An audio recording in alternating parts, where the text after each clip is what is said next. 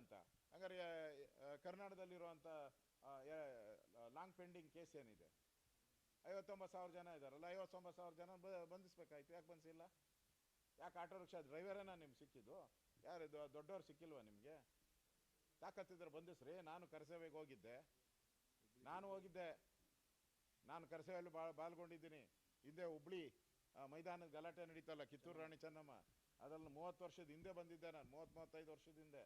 ನನ್ನ ಮೇಲೂ ಕೇಸ್ ಇದೆ, ಹಾಕಿದ್ದಾರೆ. ಏನಾಗಿದೆಯೋ ಗೊತ್ತಿಲ್ಲ ನನಗೆ. ಬಂಧಿಸಿ.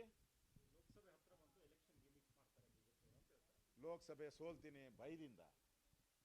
ಒಂಥರ ಹುಚ್ಚು ಕಾಂಗ್ರೆಸ್ ಅವ್ರಿಗೆ ಹುಚ್ಚಿಡಿದ ರೀತಿಯಾಗಿ ಅಲಿತಾ ಇದ್ದಾರೆ. ಎಲ್ಲ ಸರ್ವೆನಲ್ಲೂ ನಿಮ್ಮೆಲ್ಲ ಮಾಧ್ಯಮದಲ್ಲೂ ಸರ್ವೆ ಆಗ್ತಾನೆ ಇದ್ದೀರಾ. ಈಗ 4-5 ಸರ್ವೆ ಬಂದಿದೆ, ಆಲ್ ಇಂಡಿಯಾ ಸರ್ವೆ ಬಂದಿದೆ, ಸ್ಟೇಟ್ ಸರ್ವೆ ಬಂದಿದೆ. ಎಲ್ಲದರಲ್ಲಿ ಏನು ತೋರಿಸ್ತಾ ಇದ್ದೀರಾ? BJP 21, 23, 24 ಸ್ಥಾನ ತೋರಿಸ್ತಾ ಇದ್ದಾರೆ. ಕಾಂಗ್ರೆಸ್ಗವರು ಒಂಥರ ಹುಚ್ಚಿಡಿದ್ಬಿಟ್ಟೈತೆ. ಸೋಲ್ತೀರಿ ಅಂತ ಭಯದಿಂದ ಯಾರನ್ನಾದರೂ ಒಂದು ಸಮುದಾಯನ ಜೊತೆಗೆ ತಗೊಬೇಕು ಅಂಥೇಳಿ ಮುಸ್ಲಿಮರನ್ನು ಓಲೈಕೆ ಮಾಡಿ ಹಿಂದೂ ಮುಸ್ಲಿಮರ ಬಗ್ಗೆ ಬೆಂಕಿ ಹಂಚುವಂಥ ಕೆಲಸವನ್ನು ಕಾಂಗ್ರೆಸ್ ಅವ್ರು ಮಾಡ್ತಾ ಇದ್ದಾರೆ. 7 ತಿಂಗಳು ಇಶ್ಯೂ ಇಲ್ಲ ಅಂತಂದರೆ 7 ತಿಂಗಳು ಸರ್ಕಾರ ಸತ್ತೋಗಿದೆ ಅಂತ ಅರ್ಥ. ಬದುಕಿದ್ರೆ ಇಶ್ಯೂ ಇರಬೇಕಲ್ಲಪ್ಪ. ಈಗ ನಡೆದಾಡೋ ಮನುಷ್ಯ ಎಡುತ್ತಾನೆ, ಎಲೆಕ್ಟ್ರಿಕ್ ಕಂಬ ಎಡುತ್ತಾ?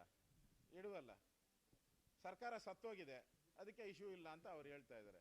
ಇಶ್ಯೂ ಬೇಕಾದಷ್ಟು ಇದೆಯಲ್ಲ. 550 ಜನ ರೈತರ ಆತ್ಮಹತ್ಯೆ ಮಾಡ್ಕೊಂಡಿದ್ದಾರೆ, ಬರಗಾಲ ಬಂದಿದೆ, ಕಾವೇರಿಯಲ್ಲಿ ನೀರು ದಿನ ಹರಿದು ಹೋಗ್ತಾನೆ ಇದೆ, ಏನೂ ಮಾಡ್ತಾ ಇಲ್ಲ.